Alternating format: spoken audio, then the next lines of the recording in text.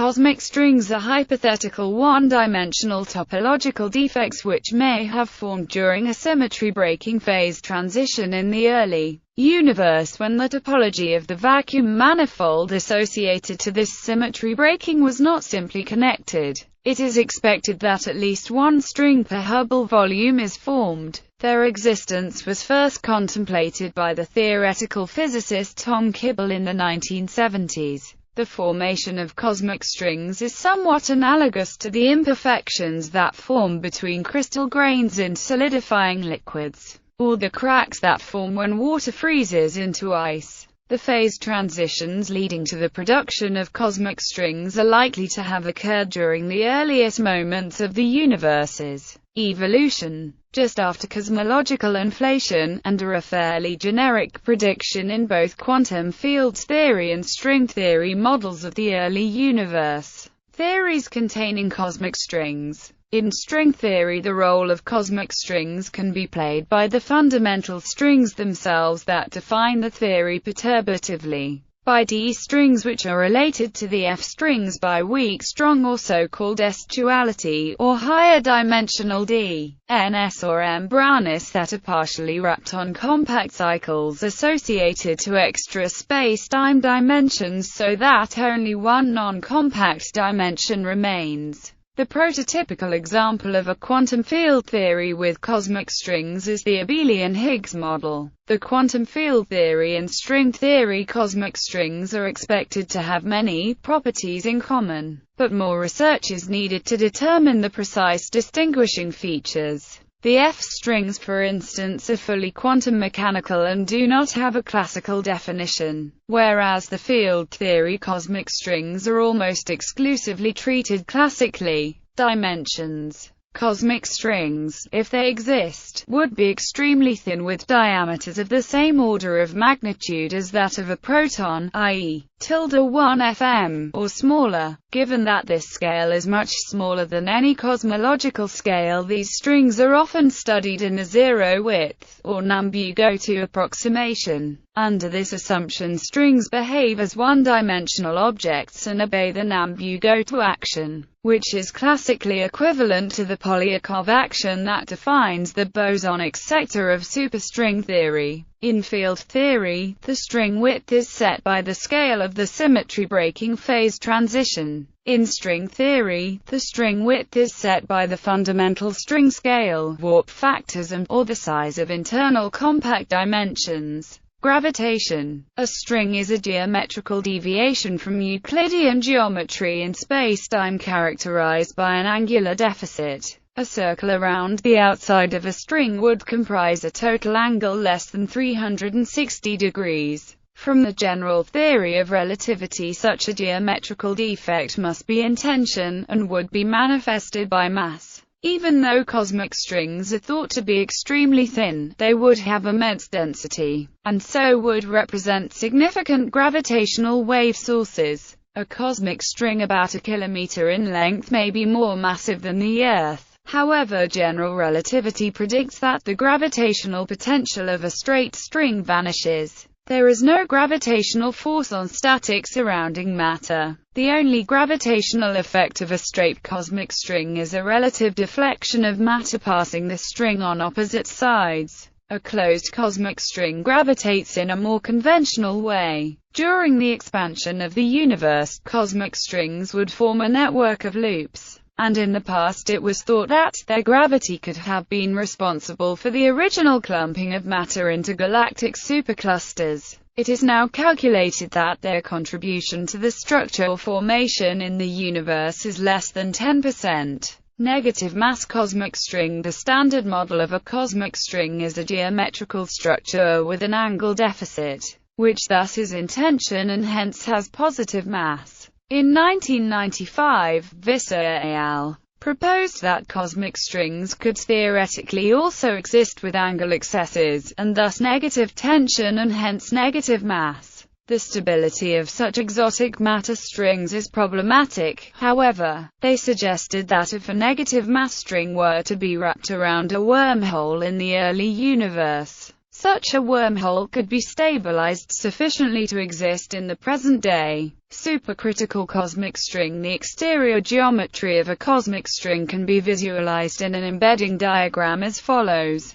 Focusing on the two-dimensional surface perpendicular to the string. Its geometry is that of a cone, which is obtained by cutting out a wedge of angle delta and gluing together the edges. The angular deficit delta is linearly related to the string tension, i.e., the larger the tension, the steeper the cone. Therefore, delta reaches 2 pi for a certain critical value of the tension, and the cone degenerates to a cylinder. For even larger, supercritical values, delta exceeds 2 pi and the exterior geometry closes up, ending in a conical singularity. However, this static geometry is unstable in the supercritical case. Small perturbations lead to a dynamical spacetime which expands in axial direction at a constant rate. The 2D exterior is still compact, but the conical singularity can be avoided, and the embedding picture is that of a growing cigar. For even larger tensions, the string cannot be stabilized in radial direction anymore. Realistic cosmic strings are expected to have tensions around 6 orders of magnitude below the critical value, and are thus always subcritical. However, the inflating cosmic string solutions might be relevant in the context of Branagh cosmology, where the string is promoted to a 3-Branagh in a 6-dimensional bulk. Observational evidence.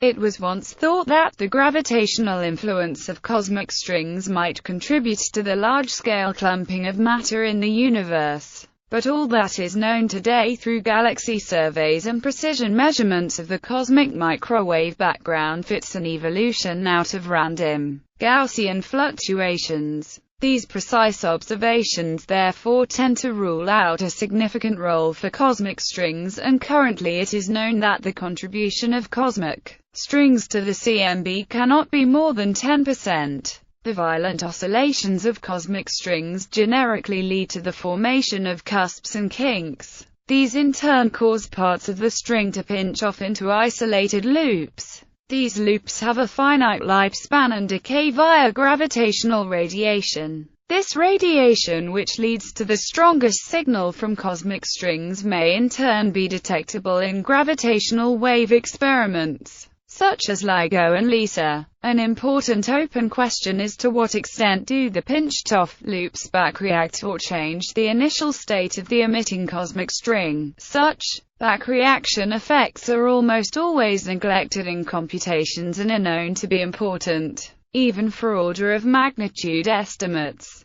Gravitational lensing of a galaxy by a straight section of a cosmic string would produce 2 identical, undistorted images of the galaxy. In 2003, a group led by Mikhail Sargin reported the accidental discovery of 2 seemingly identical galaxies very close together in the sky, leading to speculation that a cosmic string had been found. However, observations by the Hubble Space Telescope in January 2005 showed them to be a pair of similar galaxies, not 2 images of the same galaxy. A cosmic string would produce a similar duplicate image of fluctuations in the cosmic microwave background, which it was thought might have been detectable by the Planck Surveyor mission. However, a 2013 analysis of data from the Planck mission failed to find any evidence of cosmic strings. A second piece of evidence supporting cosmic string theory is a phenomenon observed in observations of the double quasar, called Q0957+561a, originally discovered by Dennis Walsh, Bob Carswell, and Ray Wayman in 1979. The double image of this quasar is caused by a galaxy positioned between it and the Earth.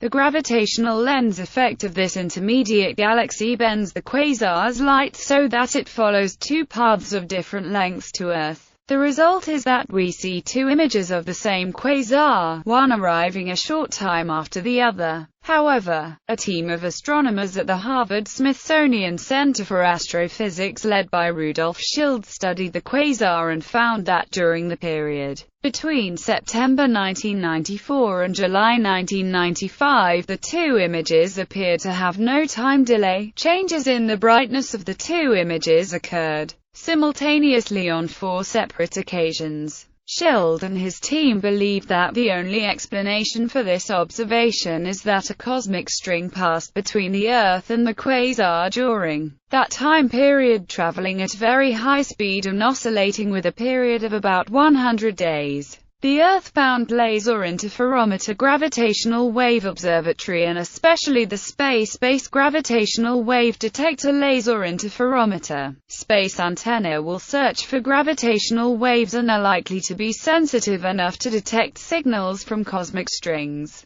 provided the relevant cosmic string tensions are not too small. String theory and cosmic strings. During the early days of string theory, both string theorists and cosmic string theorists believed that there was no direct connection between superstrings and cosmic strings. The possibility of cosmic strings being produced in the early universe was first envisioned by quantum field theorist Tom Kibble in 1976, and this sprouted the first flurry of interest in the field. In 1985, during the first superstring revolution, Edward Witten contemplated on the possibility of fundamental superstrings having been produced in the early universe and stretched to macroscopic scales, in which case they would then be referred to as cosmic superstrings. He concluded that had they been produced, they would have either disintegrated into smaller strings before ever reaching macroscopic scales.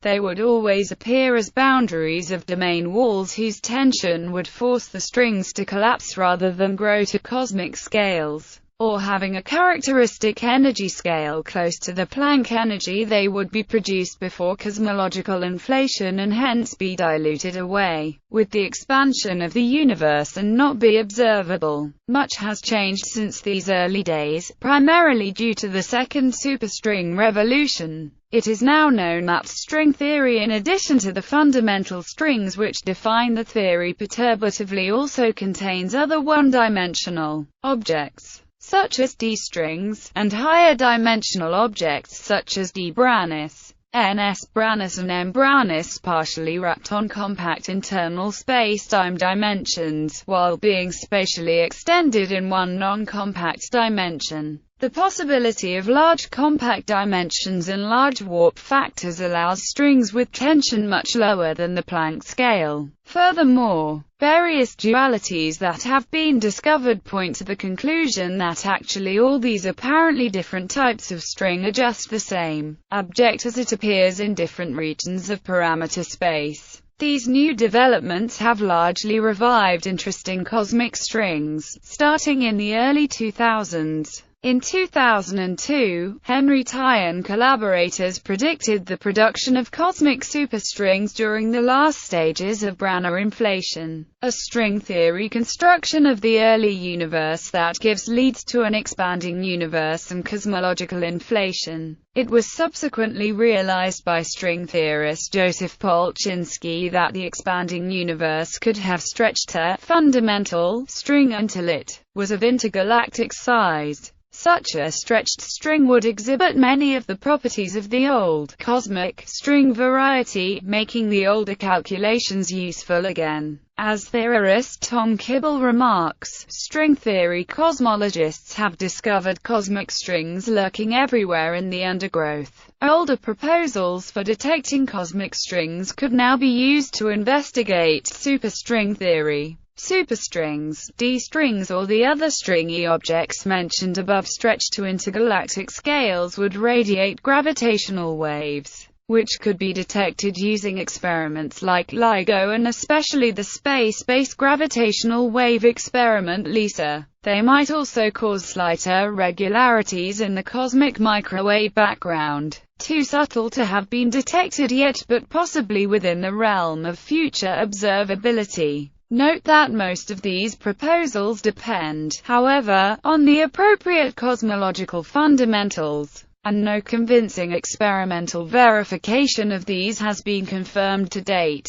Cosmic strings nevertheless provide a window into string theory. If cosmic strings are observed, which is a real possibility for a wide range of cosmological string models, this would provide the first experimental evidence of a string theory model underlying the structure of spacetime.